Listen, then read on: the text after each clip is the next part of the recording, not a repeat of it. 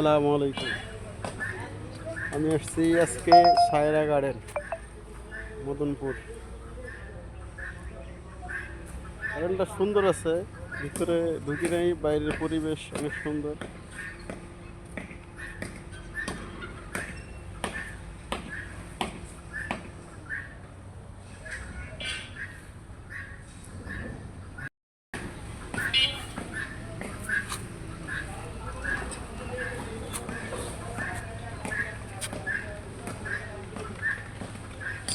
আসসালামু আলাইকুম।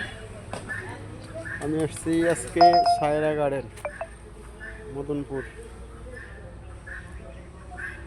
গার্ডেনটা সুন্দর আছে, ভিতরে ঢুকি নাই, বাইরের পরিবেশ অনেক সুন্দর।